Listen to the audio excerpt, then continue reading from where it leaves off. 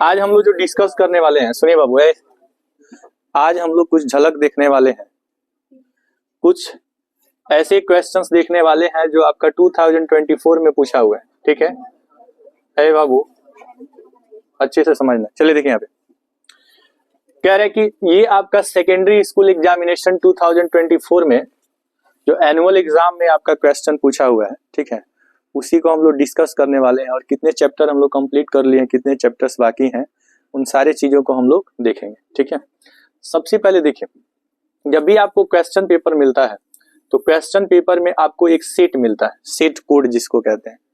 जैसे ये ए भी हो सकता है, बी हो सकता है, सी हो सकता है, डी हो सकता है, ई हो सकता है, समझ रहे हैं ना। अच्छा, आप याद रखिएगा, कोई भी क्वेश्चन पेपर मिलता है ना तो सेट कोड अलग हो सकता है लेकिन क्वेश्चन अलग नहीं होता। लेकिन आप याद रखिएगा, नंबरिंग अलग हो जाता है।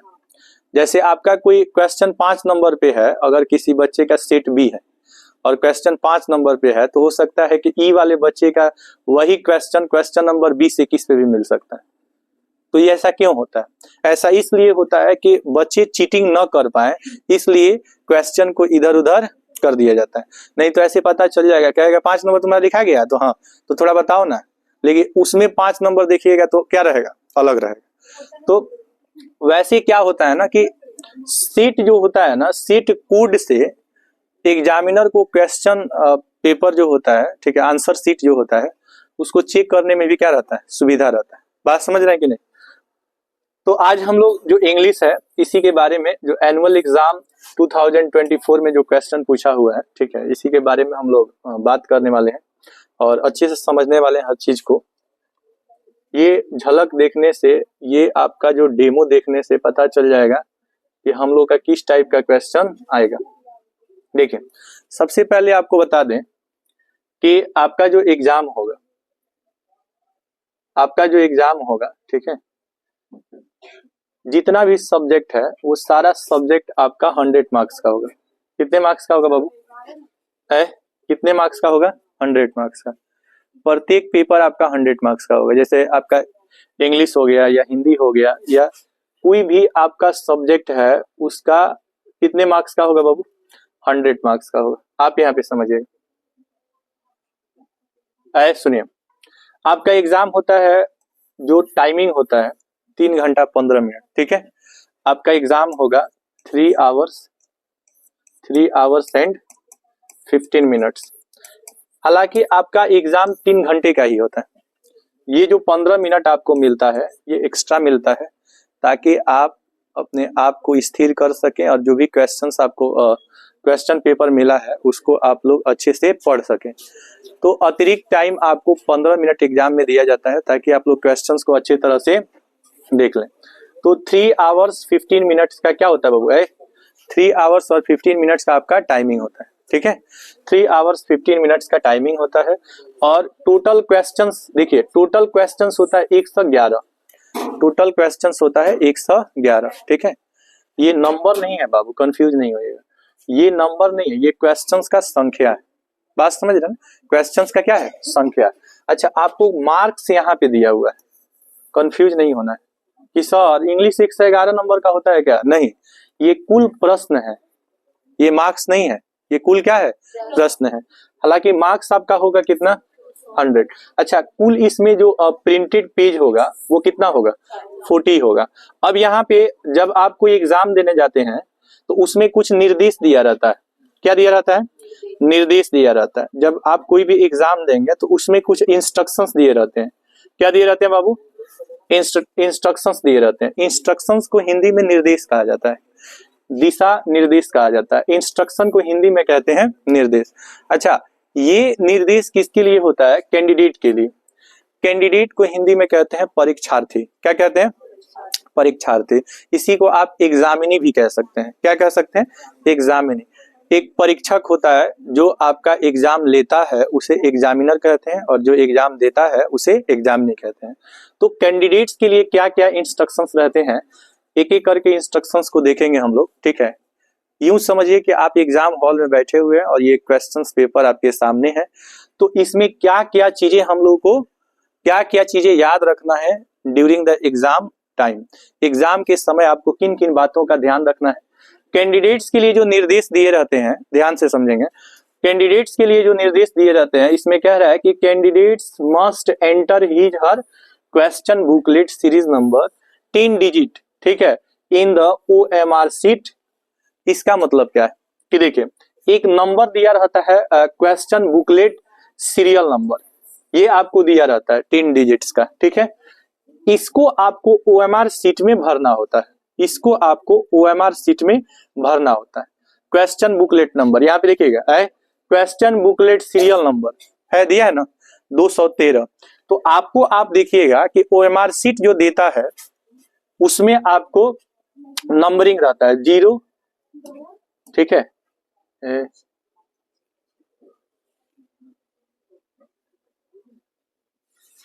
देखिए यहाँ पे तो नंबर दिया रहता है OMR शीट पे, तो आपको उसमें भरना होता है कि आपका बुकलेट सीरियल नंबर क्या है। ये क्वेश्चन बुकलेट सीरियल नंबर आपका है 213। तो आपको यहाँ पे 0 1 2 3 4 ऐसे करके दिया रहता है, आप फिर नीचे भी आपको दिया रहता है, समझ रहे हैं ना। तो आपको इसमें फिलअप करना होता है कि आपका जो बुकलेट नंबर है वो कितना है, OMR शीट में उसको आपको क्या करना होता है, कलर करना होता है, ठीक है। अब एक चीज समझेंगे, एक चीज समझेंगे, दूसरा इंस्ट्रक्शन जो कैंडिडेट के लिए होता है, दूसरा इंस्ट्रक्शन क्या कह रहा है, सेकेंड इंस्ट्रक्शन क्या कह रहा है, ठीक है, सेकेंड इंस्ट्रक्शन क्या कह रहा है, देखिए, candidates are required to give, देखिए, candidates are required to give their answers in their own words as far as practicable. सुनिए, बैठ जाओ, बैठो बैठो जल्दी, यहाँ पे देखें, तो कह रहा है ना कि जो कैंडिडेट्स हैं, कैंडिडेट्स का मतलब है वो परीक्षार्थी, ठीक है। कैंडिडेट्स का अर्थ क्या होता है, परीक्षार्थी होता है। दांत देखो, दांत दिखा रही है। तो कैंडिडेट्स जो होते हैं ना, परीक्षार्थी जो होते हैं, कह रहे हैं उनको आवश्यकता है, अगर वो आंसर दे रहे हैं, अगर वो आंसर दे रहे हैं तो आंसर उनको अपने शब्दों में देना है। देखिए, एक होता है किताबी भाषा, एक किताबी भाषा होता है, एक बुकिंग लैंग्वेज होता है, एक आपका ऑन लैंग्वेज होता है। तो अगर कोई भी आंसर आप लिख रहे हैं और अपने शब्दों में लिख रहे हैं, अपनी भाषा में लिख रहे हैं, किताबों की सहायता, किताबों की भाषा को नहीं लिख रहे हैं, तो अपनी भाषा में अंक ज्यादा मिलता है। बात समझ रहे हैं कि नहीं। तो जब भी कोई आंसर लिखेंगे तो बुकिंग जो लैंग्वेज होता है उसको छोड़ देंगे, अपनी भाषा में लिखेंगे। बात समझ रहे हैं कि नहीं। अब एक बात समझिएगा, नेक्स्ट कहता है, तीसरा जो इंस्ट्रक्शन है जो कैंडिडेट्स के लिए, वो कहता है कि फिगर्स इन द, देखिए, right hand margin indicate full marks. आप याद रखेंगे, जैसे देखिए, अगर आप कोई मान लीजिए कि अगर ट्रांसलेशन आप बना रहे हैं, कोई ट्रांसलेशन बना रहा है, तो उसका मार्क्स जो होता है, जो क्वेश्चन नंबर होता है, उसी के ठीक सामने राइट साइड में इंडिकेट कर दिया जाता है कि ये क्वेश्चन कितने नंबर का है, कितने नंबर का है। आपका 1 नंबर का भी क्वेश्चन हो सकता है, 2 नंबर का भी हो सकता है, 5 नंबर का भी हो सकता है, 8 नंबर का भी हो सकता है, और मैक्सिमम 10 नंबर का होता है। मैक्सिमम 10 नंबर का होता है। मैक्सिमम जो 10 नंबर का होता है, इसमें आपका पैसेज आता है। क्या आता है, पैसेज। आप देखिएगा कि जो पैसेज आता है वो कितने मार्क्स का आता है, 10 नंबर का। एसी जो आता है वो 8 नंबर का आता है। एसी कितने नंबर का आता है, 8। एप्लीकेशन जो होता है वो 5 नंबर का आता है। क्वेश्चन आंसर जो देता है, एक क्वेश्चन 2 नंबर का आता है। 5 क्वेश्चन आपको पूरे किताब से आएगा 10 नंबर का। बात समझ में आ रही है। और बाकी ऑब्जेक्टिव क्वेश्चंस 1 नंबर का होता है। या ऑब्जेक्टिव क्वेश्चंस कितने नंबर का होगा, 1 नंबर का होगा। ये इंडिकेट किया रहता है, ये इंडिकेट किया रहता है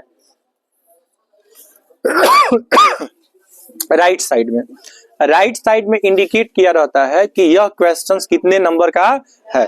आप याद रखेंगे, कह रहा है कि जो आपका एग्जाम 3 घंटा 15 मिनट का होता है ना, 3 घंटा 15 मिनट का जो होता है, उसमें 15 जो मिनट्स होता है, 15 मिनट जो होता है, has been allotted for the candidates to read the correct questions carefully. अभी हमने आपको बताया 3 घंटा 15 मिनट का जो आपका एग्जाम होगा, उसमें 3 घंटा तो आपको पेपर लिखना होता है, लेकिन 15 मिनट एक्स्ट्रा जो टाइम मिलता है वो क्वेश्चंस पढ़ने के लिए मिलता है, क्वेश्चंस पढ़ने के लिए मिलता है। बात समझ रहे हैं ना। कभी भी कोई आप एग्जाम दीजिए, पहले आप एकदम कंसंट्रेट होकर के 15 मिनट उस पेपर को पढ़ जाइए, ताकि आपको ये पता रहेगा कि कौन से क्वेश्चंस को आप पहले हल कर सकते हैं और कौन क्वेश्चंस आपको पहले आता है। बात समझ रहे हैं कि नहीं? देखिए, सारे क्वेश्चंस तो आदमी नहीं जानता, लेकिन कुछ क्वेश्चंस ऐसा होता है जो आपके माइंड में होता है, कुछ चीजों को आपको रिवाइज करना होता है उस टाइम, है कि नहीं? अब यहाँ पे समझिएगा कि जब भी आपको जैसे क्वेश्चन पेपर मिलता है ना, तो कह रहा है कि this question booklet is divided into 2 sections. इसमें 2 सेक्शन आपको मिलेगा बाबू। कितने सेक्शन मिलेगा? 2 सेक्शन मिलेगा, हल्ला नहीं करना है, 2 सेक्शन मिलेगा। This question booklet is divided into 2 sections. 2 खंड इसके मिलेंगे, 2 भाग मिलेंगे। सेक्शन ए जो होता है, सेक्शन ए जो होता है, इसमें बुक से क्वेश्चन पूछता है। सेक्शन ए में किससे पूछेगा? बुक से। और सेक्शन बी जो होता है, इसमें क्वेश्चन पूछेगा ग्रामर से। किससे पूछेगा बाबू? ग्रामर से। आप याद रखें, क्योंकि हम लोग इंग्लिश डिस्कस कर रहे हैं अभी, तो इंग्लिश में 2 सेक्शन होंगे। कितने सेक्शन होंगे? 2 सेक्शन होंगे। आप याद रखिएगा, बुक से क्वेश्चन कितने नंबर का पूछेगा? 40 नंबर का। और ग्रामर से कितना? 60 नंबर का। और 60 और 40 कितना हो जाता है? 100 नंबर का आपका जो पेपर होता है इंग्लिश का, इसमें ग्रामर होता है 60 नंबर का और बुक होता है 40 नंबर का। अब एक बात समझेंगे, एक बात समझेंगे। कह रहा है कि सेक्शन ए जो है बाबू, जो सेक्शन ए है, ठीक है, क्या है? सेक्शन ए है, ऑब्जेक्टिव टाइप क्वेश्चंस होता है। इसमें क्या होता है कि क्वेश्चन नंबर 1 से लेकर 100 तक, क्वेश्चन नंबर 1 से लेकर 100 तक, अच्छा, टोटल आपको 100 प्लस 11 क्वेश्चन है ना, यानी 111 क्वेश्चन है। 111 क्वेश्चन है, तो 111 क्वेश्चन में जो 100 क्वेश्चन है वो ऑब्जेक्टिव टाइप होगा, और 11 क्वेश्चन जो होगा उसमें आपको एप्लीकेशन लिखना है, लेटर लिखना है, लेटर एप्लीकेशन लिखना है, क्वेश्चन आंसर करना है। समझ रहे हैं ना? इसके साथ साथ आपको एसी राइटिंग लिखना है। क्या लिखना है? एसी राइटिंग लिखना है। डिस्क्राइब करना है, जैसे कोई स्टेंजा दे देगा, कोई लाइन दे देगा, या मैच करना होता है। पोएट का नाम होता है ना, मैच आता है ना आप लोगों का, तो वो चीज आ जाता है। तो आप याद रखिएगा, 100 जो क्वेश्चंस जो होते हैं ना, ये ऑप्शनल क्वेश्चन होते हैं, जिसमें आपको कितने ऑप्शंस मिलते हैं बाबू? 4 ऑप्शन मिलते हैं। बात समझ रहे हैं?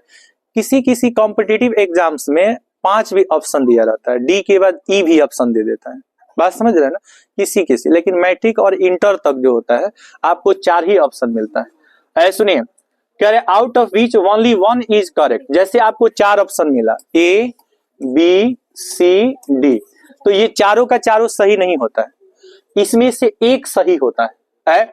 ओनली 1 इज करेक्ट का मतलब सिर्फ कितना सही होगा? एक सही होगा। You have to mark your selected option on the OMR sheet. जो OMR सीट होता है ना, OMR सीट होता है, इस सीट में जो ऑप्शन आपको करेक्ट होता है, उस ऑप्शन को आपको क्या करना होता है?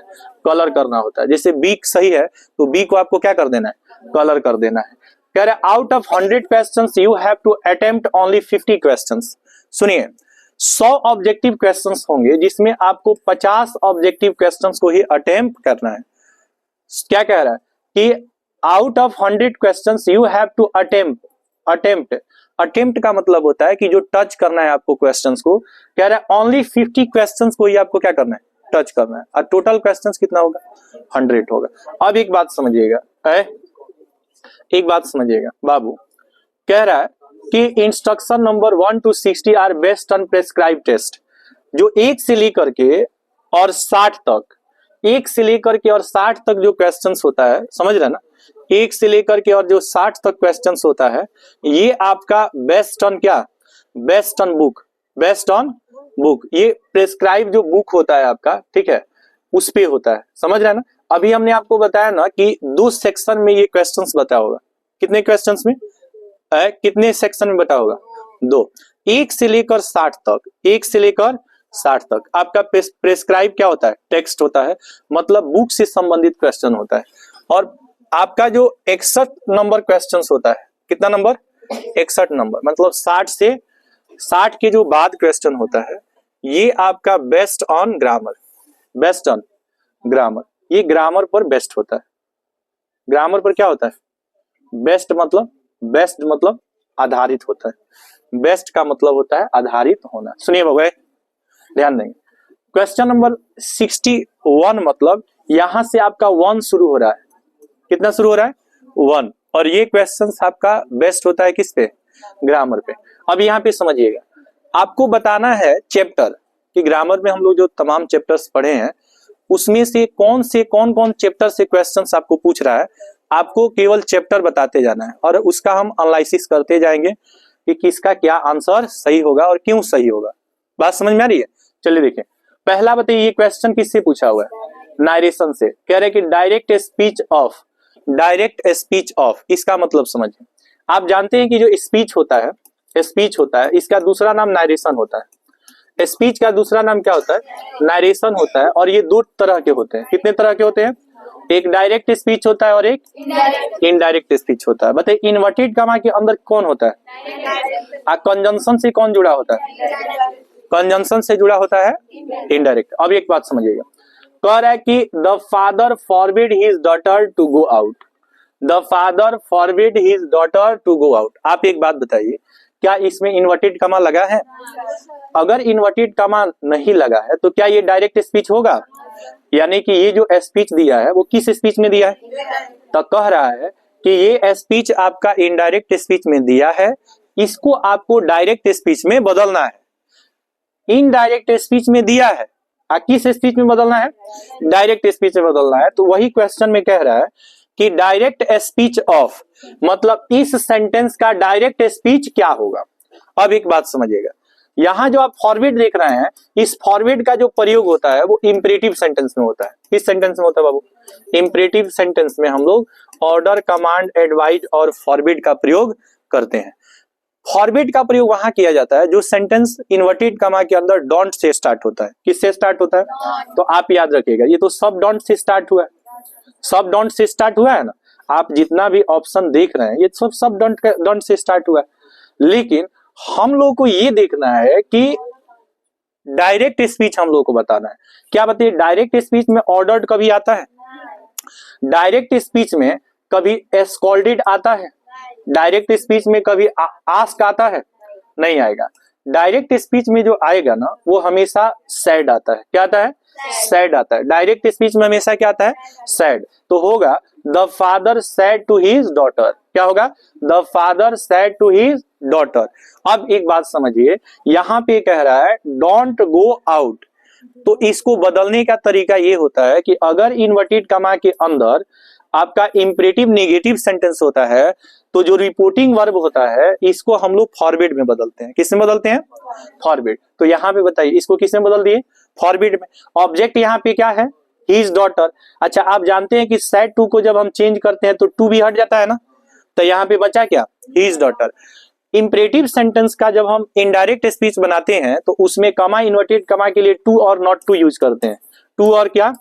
Not to. अच्छा, याद रखिएगा कि फॉरवर्ड के साथ टू लगता है, नॉट टू का प्रयोग फॉरवर्ड के साथ नहीं होता है। तो यहाँ पे आप देखिए फॉरवर्ड के साथ यहाँ पे क्या लगा हुआ है? टू लगा है। नॉट टू लगाइएगा तो क्या हो जाएगा? गलत हो जाएगा। गलत इसलिए होगा क्योंकि फॉरवर्ड आपका ऑलरेडी नेगेटिव वर्ड होता है। बात समझ रहे हैं ना? फॉरवर्ड ऑलरेडी नेगेटिव वर्ड होता है, जैसे नेवर हो गया, नाइदर हो गया, नॉर हो गया, नो वन हो गया, नोबडी हो गया, रेयरली, हार्डली, फ्यू, लिटिल, ये सब का सब नेगेटिव वर्ड होता है कि नहीं होता है? तो फॉरवर्ड के साथ नॉट का यूज करेंगे तो गलत हो जाएगा। किसका यूज करेंगे? टू का। और यहाँ पे गो आउट है बाबू, गो आउट है तो गो आउट लिख देंगे। यहाँ डोंट जो है ये हाइड हो जाएगा, इसलिए हाइड होगा डोंट, इसलिए हाइड होगा क्योंकि फॉरवर्ड के साथ नॉट का यूज नहीं होता है। तो हमारा जो पहला क्वेश्चन है, जो ग्रामर का पहला क्वेश्चन है, इसका आंसर हो जाएगा सी। आंसर क्या होगा? सी होगा। इसका डायरेक्ट स्पीच जो होगा वो हो जाएगा the father said to his daughter do not go out. Do not go out. बात समझ में? चलिए अब अगला क्वेश्चन हम लोग देखेंगे। 62 नंबर क्या कह रहा है? 62। चलिए अच्छे से समझेंगे हम लोग। देखिए यहाँ पे 62 मतलब सेकंड क्वेश्चन, ये ग्रामर का सेकंड क्वेश्चन है। 60 तक आपको पूछा था क्या? बुक, इंग्लिश बुक से। सुनिए अब एक बात समझिए, direct speech of, direct speech of किसका डायरेक्ट स्पीच पूछ रहा है? तो कह रहा है कि Sameer exclaim with delight. Sameer exclaim with delight. यहाँ पे देखिए delight that it was a very nice drama. It was a very nice drama. Drama इसमें भी है, ड्रामा यहाँ भी चल रहा है। आगे बैठ के भचर भचर करती रहो। यहाँ पे समझिए, ये आपका कह रहा है डायरेक्ट स्पीच ऑफ, इसका मतलब बताइए ये सेंटेंस किस स्पीच में दिया है, और इसको हमको चेंज करना है किसमें, डायरेक्ट। आप याद रखिएगा, कोई जरूरी नहीं है कि सेंटेंस आपका हमेशा डायरेक्ट से इनडायरेक्ट में ही पूछेगा या एक्टिव से पैसिव में ही पूछेगा। पैसिव से एक्टिव भी पूछ सकता है और इनडायरेक्ट से डायरेक्ट भी पूछ सकता है। वेरी सिंपल, कोई दिक्कत नहीं है, कुछ भी पूछे, कंसेप्ट अगर क्लियर है तो कुछ भी पूछेगा तो कोई दिक्कत नहीं है। आप याद रखिएगा। पहला चीज यहाँ पे बताइए, यहाँ पे एक्सक्लाम्ड दिया है ना, एक्सक्लाम्ड दिया है ना, तो एक्सक्लेम्ड का मतलब हो गया कि यहाँ पे वर्ब का कौन सा फॉर्म है, सेकेंड फॉर्म। अब यहाँ पे आपको देखना है कि डायरेक्ट स्पीच में भी हमको सेकेंड फॉर्म ही देखना है। तो बताइए, क्या कैन सेकेंड फॉर्म है, नहीं है। क्या विल सेकेंड फॉर्म है, नहीं है। क्या सेज सेकेंड फॉर्म है, नहीं है। सेज सेकेंड फॉर्म नहीं होता है, B5 होता है। एक ही है आपका सैड, तो इसका आंसर क्या हो जाएगा, ए हो जाएगा। अब इसको कैसे चेंज करते हैं, what a nice drama it is, इसका अर्थ हो गया कि कितना अच्छा नाटक है, कितना अच्छा नाटक है। अगर कोई चीज अच्छा है तो उसको देख करके आपको क्या होती है, खुशी होती है। कोई चीज अच्छा है तो देख करके क्या होती है, खुशी। खुशी जो होता है इसके लिए हम लोग यूज करते हैं डिलाइट और हैप्पीनेस है। डिलाइट और क्या, हैप्पीनेस। डिलाइट और हैप्पीनेस का अर्थ होता है खुशी है। डिलाइट और हैप्पीनेस का अर्थ क्या होता है, खुशी।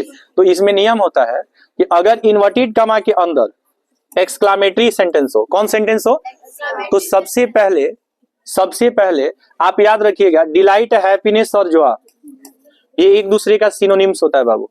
डिलाइट, हैप्पीनेस और क्या, जॉय एक दूसरे का क्या है, सिनोनिम। इसका अर्थ होता है खुशी, हर्ष, आनंद, उल्लास। बात समझ रहे हैं ना। अब एक बात समझिएगा, यहाँ पे आप चाहे तो डिलाइट के बदले आप जॉय का भी प्रयोग कीजिएगा तो कोई दिक्कत नहीं है। आप लिख सकते हैं कि Sameer exclaim with Joy. Joy का सिनोनिम्स क्या होता है, डिलाइट। कमा इन्वर्टेड कमा के लिए आप क्या लगाएंगे, डैट। यहाँ पे आप कमा इन्वर्टेड कमा देख रहे हैं, इसके बदले आप क्या लगाएंगे, डैट। अब आप याद रखिएगा कि यहाँ पे आपको सब्जेक्ट देखना होता है कि इसमें सब्जेक्ट क्या है। आप बताइए इसमें सब्जेक्ट क्या है, इट। तो यहाँ पे सबसे पहले हम लोग क्या लिखते हैं, इट। अब एक बात समझेंगे कि यहाँ पे आपको जो सेंटेंस दिया, यहाँ पे इज दिया है ना बाबू, लेकिन आप याद रखिएगा कि रिपोर्टिंग वर्ब जब V2 होता है, रिपोर्टिंग वर्ब जब V2 होता है तो इनडायरेक्ट स्पीच में टेंस चेंज हो जाता है, यानी प्रेजेंट टेंस चेंज हो जाएगा किसमें, पास्ट टेंस में। तो इट के साथ क्या लग जाएगा, वाज लग जाएगा। अब यहाँ पे ए है तो ए लग जाएगा, ए है तो ए। आप याद रखिएगा जहां पे भी वाट और हाउ आएगा, वाट और क्या आएगा, हाउ, तो ये दोनों वर्ड चेंज हो जाता है एडवर्ब में। इसमें चेंज हो जाएगा एडवर्ब में, और एडवर्ब के रूप में इसमें हम लोग वेरी का प्रयोग करते हैं। किसका प्रयोग करते हैं, वेरी का। एडवर्ब के रूप में किसका प्रयोग करते हैं, वेरी का। अच्छा बताइए ये वेरी किसके लिए लगा है, वाट के लिए। किसके लगे, वाट के। तो आप यहाँ देखिए ईट हो गया, वाज हो गया, ईट वाज हो गया। अब आप बताइए यहाँ पे वाट के लिए हम लोग किसका प्रयोग करेंगे, किसका प्रयोग करेंगे, वेरी का। नाइस है तो नाइस, है ड्रामा है तो ड्रामा। आप याद रखिएगा कि कभी भी अगर आप कोई इनडायरेक्ट स्पीच बना रहे हैं तो इनडायरेक्ट स्पीच में, किस स्पीच में, कभी भी एक्सक्लामेशन मार्क नहीं लगेगा, क्वेश्चन मार्क नहीं लगेगा। किस स्पीच में, इनडायरेक्ट। इनडायरेक्ट स्पीच में हमेशा क्या लगता है, फुल स्टॉप लगता है। इनडायरेक्ट स्पीच में फुल स्टॉप को छोड़कर किसी और पंक्चुएशन का प्रयोग नहीं होता। आप लोगों को पंक्चुएशन पढ़ाए थे ना, question mark, exclamation mark, clone, semi clone, dash, apostrophe, ये सब पढ़ाए थे कि नहीं पढ़ाए। अब चलिए देखिए नेक्स्ट क्वेश्चन देखते, इसका आंसर बता दीजिए क्या होगा। ये आंसर हो जाएगा, हालांकि देखिए ये पेपर हम गूगल से लिए हैं तो इसमें हो सकता है कि जो भी बनाया है वो गलत भी बनाया होगा, तो क्या टिक किया है उस पर हमको ध्यान नहीं देना। हम लोग को देखना है कि राइट आंसर क्या होगा और क्यों होगा। बात समझ रहे हैं ना, क्या होगा और क्यों होगा। तो कहां से तुमसे मांगेंगे तो मिलेगा तुम्हारे पास, okay? चलिए देखिए, हमको लगा कि तुम लोगों के पास भी है। चलिए देखिए, तुम एग्जाम दी होगी, तुम्हारे पास है जी। तो दीदी अभी तक क्वेश्चन पेपर रखी होगी, भूजा में दीदी होगी, या किस मिठाई वो आता है ना, किस मिठाई उसमें दे दी होगी, नहीं लेता है। किस मिठाई खाली किस से लेता है क्या? अच्छा किस मिठाई, अच्छा अरे सुनो ना, किस मिठाई भी अगर बाल काट के दीजिएगा तो नहीं लेगा, झाड़ा हुआ ही बाल चाहिए। बताओ आए, देखिए अगर नाई वगैरह होता है जहाँ पे बाल काटा जाता है वहां का केस नहीं लेगा, वहां का केस नहीं लेगा, वो झाड़ा हुआ जो कंघी में जो झाड़ा हुआ केस होगा वही चाहिए। है? नकली बाल बनाता है, आए क्या? चलिए देखिए बाबू, थर्ड क्वेश्चन देखते हैं। कह रहा है कि डायरेक्ट स्पीच अप है, बताइए अभी जितना भी हम लोग क्वेश्चन अटेम्प्ट किए, जितना भी क्वेश्चन बनाए, वो सब किस चैप्टर का क्वेश्चन था? नारेशन का, इनडायरेक्ट का। और डायरेक्ट इनडायरेक्ट हम लोग पढ़े हैं, डायरेक्ट इनडायरेक्ट हम लोग पढ़े हैं कि आपको नारेशन का सिनोनिम से स्पीच होता है जिसका हिंदी कथन होता है। ये दो प्रकार के होते हैं, डायरेक्ट और इनडायरेक्ट। डायरेक्ट स्पीच इन्वर्टेड कमा के अंदर होता है, इनडायरेक्ट स्पीच इन्वर्टेड कमा के बाहर होता है। डायरेक्ट इनडायरेक्ट सेंटेंस का बनता है assertive, interrogative, imperative, optative, exclamatory और एम्फैटिक। जिसमें आपको बताए थे असर्टिव सेंटेंस में डायरेक्ट लगता है, इंट्रोगेटिव सेंटेंस में इफ और वेदर क्वेश्चन और क्वेश्चन वर्ड्स का प्रयोग किया जाता है, इंपरेटिव सेंटेंस में टू और नॉट टू का प्रयोग करते हैं, एक्सक्लामेटरी सेंटेंस में डायरेक्ट लगता है, और रिपोर्टिंग वर्ब के रूप में इंट्रोगेटिव सेंटेंस में आस्क्ड का प्रयोग किया जाता है। बात समझ रहे हैं? ये तमाम चीजें हम लोग पढ़ चुके हैं, पुनः हम लोग एक बार देखते हैं, इसको अच्छे से समझना है। देखिए क्या कह रहा है, सुनैना क्या दिया है? सुनैना। तो सुनैना रिक्वेस्टेड रोहन, सुनैना ने किससे है? सुनैना ने किससे आग्रह किया, निवेदन किया रोहन से, to put a shawl on her, ठीक है। अब यहाँ पे समझिए, to put a shawl on her, ठंडी का मौसम है, ठंड के मौसम में अक्सर लोग क्या लेते हैं? सॉल लेते हैं ना जी। सुनिए अब इसको हम लोग बनाएंगे, ऐसा कि इसको हम लोग बनाएंगे। क्या कर रही हो? देखिए यहाँ पे सबसे पहले आप बताइए, ये रिक्वेस्टेड देख रहे हैं आप? तो रिक्वेस्टेड जब भी आप देखेंगे ना, जब भी आप रिक्वेस्टेड देखेंगे तो रिक्वेस्ट का भी टू रिक्वेस्टेड होता है ना, रिक्वेस्ट का V2 क्या होता है? रिक्वेस्टेड। तो रिक्वेस्टेड आपका V2 है। अब इसमें आपको रिपोर्टिंग वर्ब V2 ढूंढना है। तो क्या सेज V2 है? क्या माइट V2 है? ये तो मॉडल एक्सुअली वर्ब होता है, इसको हटा देंगे। आस्क्ड V2 है, लेकिन आप याद रखिएगा, आप याद रखिएगा कि यहाँ पे आपको कैन दिया हुआ है। क्या दिया है? कैन। जब भी आपको रिक्वेस्ट दिखे तो प्लीज और काइंडली देखना है इन्वर्टेड कमा के अंदर। तब प्लीज और काइंडली एक ही सेंटेंस में लगा हुआ है, और जिसमें लगा हुआ है वही हमारा ऑप्शन सही होगा। तो आप याद रखिएगा, जो टिक किया हुआ रहता है वो सही भी हो सकता है और गलत भी हो सकता है, लेकिन हम लोग देखते चलेंगे गलत क्यों है और सही क्यों है। आप याद रखिएगा, यहाँ जो ये प्लीज से सेंटेंस शुरू हो रहा है बाबू, जो प्लीज से सेंटेंस शुरू हो रहा है, सुनो ना, यहाँ पे किससे शुरू हो रहा है? प्लीज से। जो प्लीज से सेंटेंस शुरू होता है उसको हम लोग इंपरेटिव रिक्वेस्ट कहते हैं। इंपरेटिव क्या कहेंगे? रिक्वेस्ट। और इंपरेटिव रिक्वेस्ट किससे शुरू होता है? प्लीज और किससे? काइंडली से। इसको हम लोग इंपरेटिव रिक्वेस्ट कहते हैं। तो सबसे पहले सुनैना है तो सुनैना लिख देंगे। आप बताइए, प्लीज काइंडली रहने पर, प्लीज काइंडली रहने पर सैड को किस में बदलते हैं बाबू? किस में बदलते हैं? रिक्वेस्टेड में। और टोल्ड में बदलते हैं जब असर्टिव सेंटेंस रहता है। कौन सेंटेंस? असर्टिव, जो सब्जेक्ट से स्टार्ट होगा, आई वी यू ई सब से स्टार्ट होता है ना, टोल्ड का प्रयोग किया जाता है। तो बताइए सैड को किसमें बदल देंगे? किसमें जी? रिक्वेस्टेड में। तो रिक्वेस्टेड में चेंज कर दिए।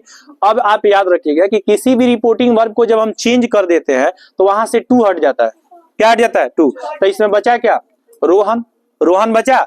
अब आप याद रखिए कि कॉमा इन्वर्टेड कॉमा इसमें जो दिख रहा है, इसके बदले अगर इंपरेटिव सेंटेंस है तो नॉट टू का प्रयोग होगा और टू का प्रयोग होगा। नॉट टू का प्रयोग तब करेंगे जब इन्वर्टेड कॉमा के अंदर सेंटेंस डोंट या नेवर से स्टार्ट होता है। क्या इसमें डोंट नेवर कहीं है? नहीं है। तो क्या इसमें नॉट टू का प्रयोग होगा? किसका प्रयोग होगा? टू का प्रयोग होगा। अब यहाँ पे समझिएगा कि जब आप सैड को रिक्वेस्टेड में चेंज कर देते हैं तो प्लीज और काइंडली सेंटेंस से हाइड हो जाता है, इसको रिमूव कर देते हैं। क्या कर देते हैं? रिमूव। तो यहां से प्लीज क्या हो जाएगा? रिमूव हो जाएगा। और यहाँ कॉमा इन्वर्टेड कॉमा के बदले किसका प्रयोग कर देंगे? टू का। प्लीज और काइंडली हट जाएगा तो बचा इसमें क्या? पुट। तो पुट लिख देंगे। ए सॉल है तो ए सॉल लिख देंगे, ऑन है तो ऑन लिख देंगे। अब यहाँ पे समझिएगा, आप नारेशन में तीन चीजों को सीखते हैं, change of person, change of tense और change of other parts of speech. तो यहाँ पे मी कौन सा पर्सन है बाबू? मी है फर्स्ट पर्सन। अब फर्स्ट पर्सन चेंज होता है किसके अनुसार? सब्जेक्ट के अनुसार। आप यहाँ पे बताएंगे सुनैना है, यहाँ पे क्या है? सुनैना। तो सुनैना सब्जेक्ट है, तो सुनैना का प्रोनाउन सी होगा और सी का ऑब्जेक्ट क्या होगा? हर होगा। सी का ऑब्जेक्ट क्या होगा? हर। तो यहाँ पे देखिए क्या है? हर है। हर है तो आप याद रखेंगे कि इसका जो डायरेक्ट स्पीच होगा वो ऑप्शन बी हो जाएगा। कोई दिक्कत है आपको? आगे बढ़े, चलिए आगे बढ़ते हैं, आगे बढ़े। अभी भी देखिए ये नारेशन छोड़ नहीं रहा है, संगत छोड़ नहीं रहा है। और देख लीजिए ये चैप्टर हम लोग पढ़ चुके हैं, नारेशन। चलिए यहाँ पे देखिए, बात नहीं करना है बाबू। ये बताओ ये भी आपका जो है किस चैप्टर का सेंटेंस है? नारेशन। स्पीच जहां भी दिखा आप समझ जाइए कि वहां बात चल रहा है किसका? नारेशन का। तो चौथा भी क्वेश्चन जो पूछा है वो नारेशन से पूछा है। आप याद रखिएगा जेन्युइनली जो होता है आपका जो नारेशन से क्वेश्चन पूछता है 3 पूछता है, लेकिन कभी कभी एग्जाम में 6 भी पूछ देता है।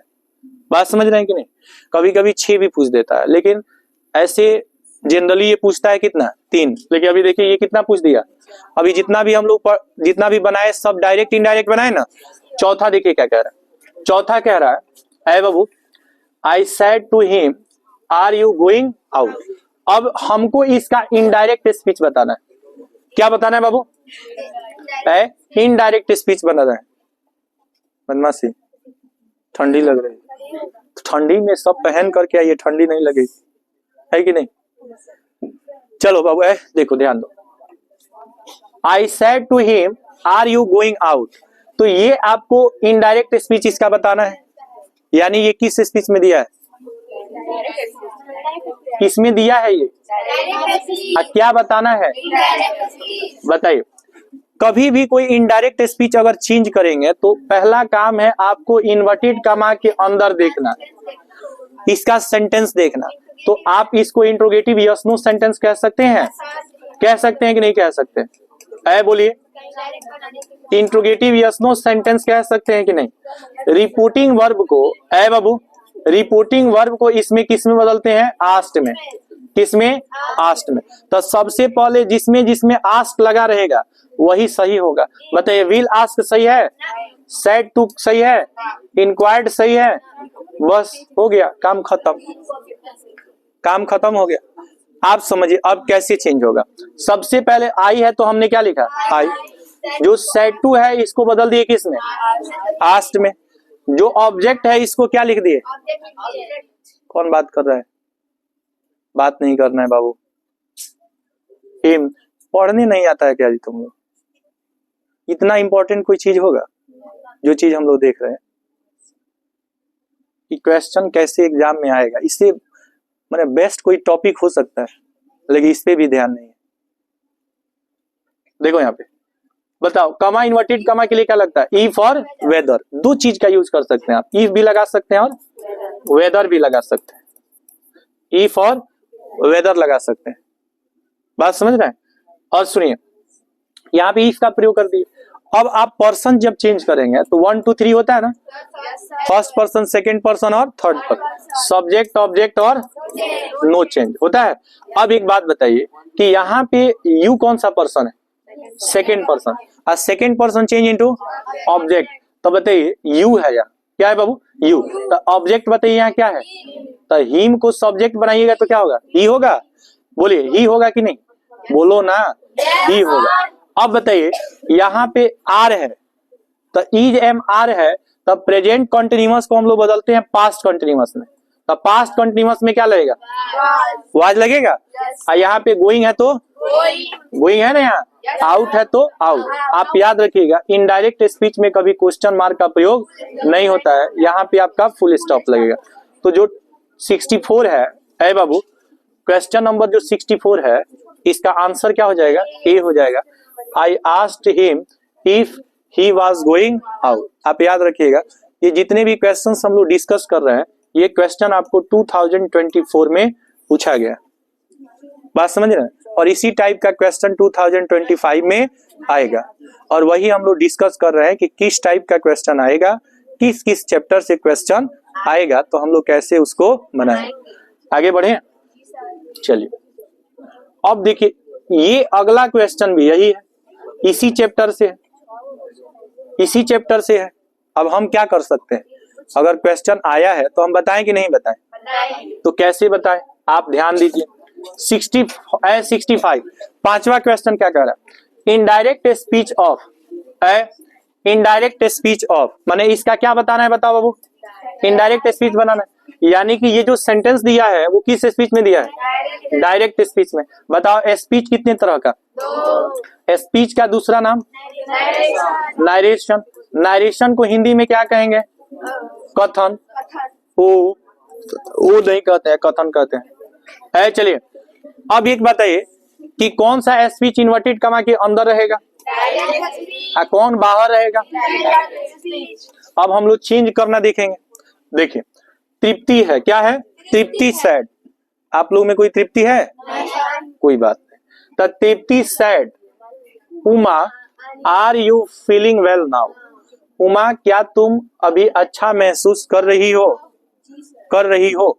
अब एक बात बताइए, सबसे पहले यहाँ पे are you feeling well question है कि नहीं है, तो क्वेश्चन है तो क्वेश्चन मार्क है, तो आस्क्ड में चेंज होगा, तो आस्क्ड जिसमें जिसमें होगा वो सही होगा।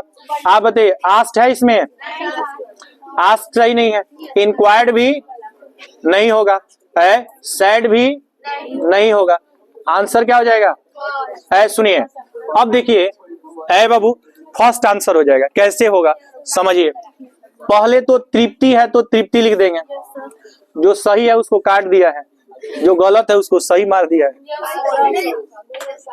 पागल है साहब ना, है पागल है साहब ना, सही कह रही। चलिए देखो तृप्ति इधर देखो, तृप्ति को तृप्ति लिख दिए। अच्छा तृप्ति अपना बात किससे कही, तो तृप्ति ने उमा से पूछा, तृप्ति ने उमा से पूछा कि, अब एक बात बताइए, उमा को हम लोग बना दिए ऑब्जेक्ट, क्या बना दिए, आप याद रखिएगा कि जब भी हम इन्वर्टेड कमा के अंदर जिससे अपनी बात कहेंगे उसको हम, जो रिपोर्टिंग वर्ब होता है इसका हम लोग ऑब्जेक्ट बना देते हैं। ऐसे वर्ड्स को कहते हैं एड्रेसिंग वर्ड्स या रिपोर्टिंग वर्ड्स कहते हैं, एड्रेसिंग वर्ड्स या रिपोर्टिंग वर्ड्स कहते हैं। इसको हम लोग रिपोर्टिंग वर्ब का क्या बना देते हैं, ऑब्जेक्ट। अब एक बात बताइए, अगर कोई सेंटेंस हेल्पिंग वर्ब से शुरू हो रहा है तो कमा इन्वर्टेड कमा के लिए इफ और वेदर, इफ भी लगा सकते हैं और वेदर। अच्छा एक वेदर आपको बताए थे ना, इसका अर्थ होता है मौसम, इसका अर्थ होता है कि, ये नाउन है ये कंजंक्शन है, ये नाउन है और ये क्या है, कंजंक्शन है। इसका देखो तो पढ़ाई में मन नहीं लगता है, ये है पढ़ाई मन नहीं लगता है तुम्हारा, चक्कर पकड़। देखो यहाँ पे वेदर हो गया। अब एक बात देखिए, देखो अभी अजीब हाल है इसका, अजीब हाल है। घर पे पापा का नहीं सुनती है, क्लास में टीचर का नहीं सुनती है, रोड पे ट्रैफिक का भी नहीं सुनती। हमको तो लगता है कि कभी ट्रक इसको नहीं मारेगा, यह ट्रक को मार देगी। ट्रक इससे डरेगा कि कहीं हम लड़ जाएंगे तो उधिया न जाए, ये स्थिति है। यहाँ पे देखिए सी हो जाएगा। देखिए इज एम आर का प्रयोग हम लोग, अगर इज एम आर रहता है तो इसमें हम लोग प्रेजेंट कंटिन्यूअस टेंस को बदलते हैं पास्ट कंटिन्यूअस टेंस में, तो वाज फीलिंग हो जाएगा, वेल है तो वेल। अब आप याद रखिएगा कि जो अदर पार्ट्स ऑफ स्पीच होता है उसमें हम लोग नाउ को किस में बदलते हैं, बताइए। नाउ को देन में, दिस को डैट में, दीज को दोज में, है दोज में, दस को सो में, दस को बदलते हैं सो में। आप याद रखिएगा टुडे को डैट डे में बदलते हैं, टुडे को किस में, डैट डे में। आप याद रखिएगा इस सबको अदर पार्ट्स ऑफ स्पीच कहते हैं। तीन चीजें जो हम लोग चेंज करते हैं, change of person, change of tense, change of other parts, तो ये सब अदर पार्ट्स ऑफ स्पीच होता है। और टेंस में कैसे चेंज करते हैं, नियम होता है, नोट में एक चीज आपको जानना होता है, यदि इन्वर्टेड कमा के अंदर यदि रिपोर्टिंग वर्ब पास्ट टेंस में होता है, समझ रहे ना, तो इन्वर्टेड कमा के अंदर जो सेंटेंस होता है इनडायरेक्ट स्पीच में चेंज हो जाता है। प्रेजेंट टोटल चेंज हो जाता है पास्ट में। बात समझ रहे हैं? प्रेजेंट इंडेफिनिट, पास्ट इंडेफिनिट में प्रेजेंट कॉन्टिन्यूअस, पास्ट कॉन्टिन्यूअस। तो ये प्रेजेंट कॉन्टिन्यूअस है ना, तो ये चेंज हो जाता है पास्ट कॉन्टिन्यूअस में। इसका आंसर बताइए, 65 का आंसर क्या होगा? ये होगा। जो गलत है उसको सही कर दिया है। चलिए यहाँ पे देखें नेक्स्ट सेंटेंस, एक और दिया हुआ है, इसके बाद से वॉइस है। चलिए एक और ये भी देख लीजिए। The passenger said to the driver, are you driving fast? अच्छा, यू आर ड्राइविंग फास्ट। चलिए यहाँ पे देखें, यहाँ पे कह रहा है कि इसका इनडायरेक्ट स्पीच बताना है, यानी ये सेंटेंस दिया है किसमें? कौन सा चैप्टर से क्वेश्चन पूछा है? सब नरेशन से। आप लोग नरेशन पढ़े हैं ना, तो उसको रिवीजन कर लीजिए। वो सब का सब किस चैप्टर से था? नरेशन से था। लेकिन अब जो 7वां क्वेश्चन है वो वॉइस से क्वेश्चन है। समझिए, कौन सा चैप्टर है जी? कौन सा चैप्टर? कितने प्रकार के? पहला, दूसरा पैसिव। दूसरा क्या? पैसिव किससे शुरू होगा? ऑब्जेक्ट से। एक्टिव किससे शुरू होगा?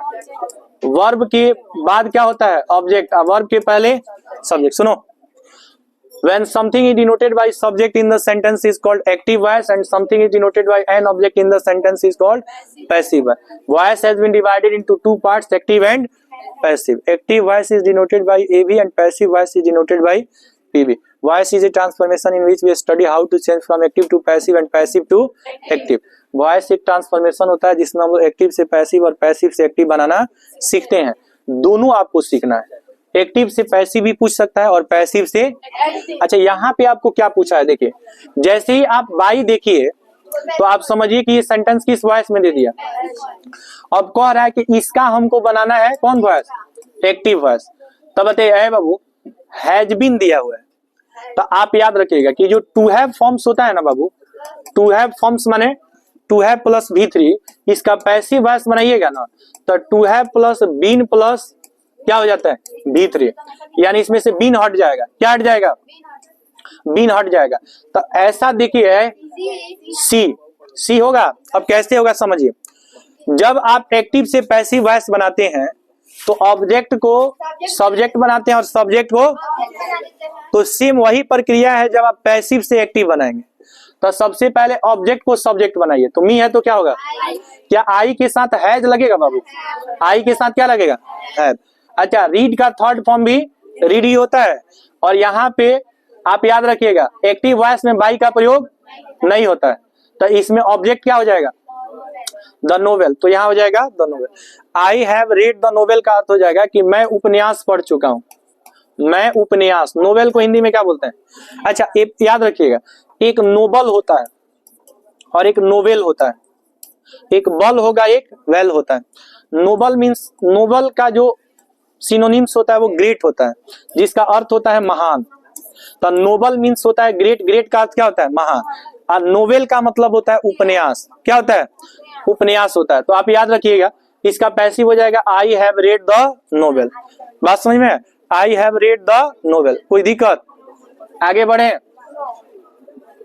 बस वॉइस खत्म कर दे, उसके बाद नेक्स्ट चैप्टर देखा जाएगा।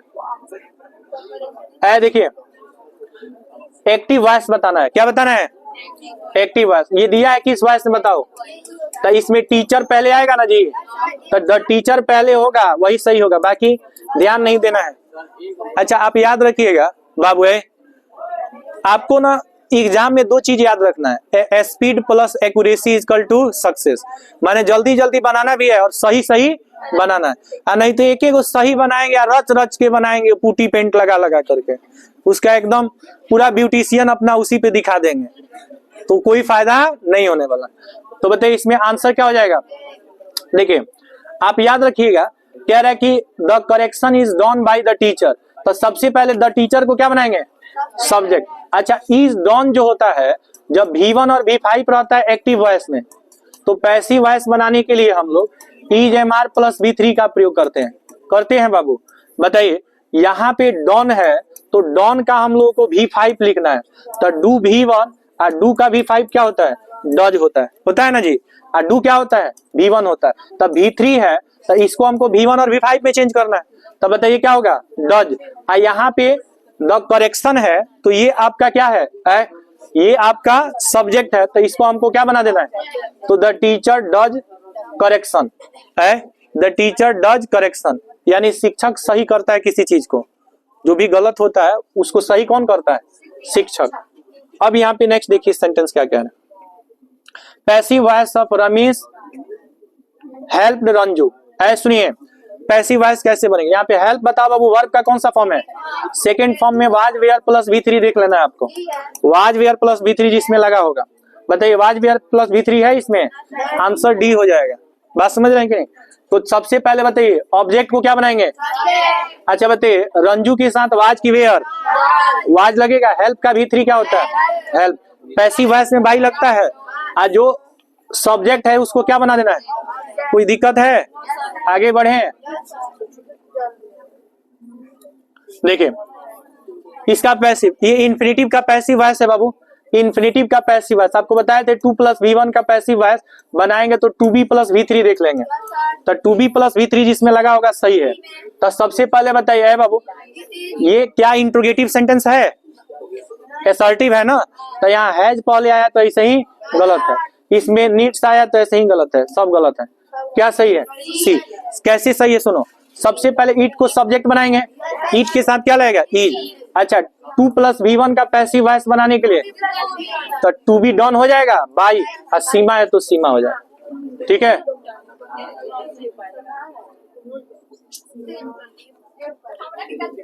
सुनिए passive voice of why has Anuradha scolded you, सुनो बाबू पैसिव वॉइस बताना है, आप याद रखिएगा WH कंपाउंड सेंटेंस का जब पैसिव वॉइस बनाएंगे तो वाई तो रहेगा ही। अब एक बात समझिएगा, यू के साथ हैव लगता है, यू के साथ क्या लगेगा, और हैव के साथ बीन देख लेना है, हैव के साथ क्या देख लेना है, तो why have you been scolded by क्या, अनुराधा, आंसर क्या हो जाएगा, ए हो जाएगा, आंसर ए हो जाएगा। बस वॉइस वाला खत्म कर देंगे, अरे हो गया, लास्ट है, लास्ट है, इसके बाद दूसरा चैप्टर है। चलिए देखिए यहाँ पे है बाबू पैसिव वॉइस ऑफ, कह रहा है Yamini is driving the jeep, बताइए इसमें ऑब्जेक्ट कौन है, द जीप, तो द जीप देख लीजिए, इज हो जाएगा, अच्छा ड्राइविंग है तो आपको बीइंग देख लेना है, बीइंग प्लस V3, क्या इसमें बीइंग है, बीइंग है किसी में, अच्छा बताइए V4 का पैसिव वॉइस में क्या देखना होता है, बीइंग, तो बीइंग किस में है, ऑप्शन बी में, तो बीइंग बी में है तो यही इसका आंसर हो जाएगा, बाकी सब क्या है, गलत है। तो एक्टिव पैसिव भी हम लोग पढ़ लिए हैं और डायरेक्ट इनडायरेक्ट भी पढ़ लिए हैं, ये 2 चैप्टर का रिवीजन भी हम आपको करवा चुके हैं, करवाए थे ना जी। चलिए नेक्स्ट क्लास में आगे हम लोग देखेंगे, ठीक है।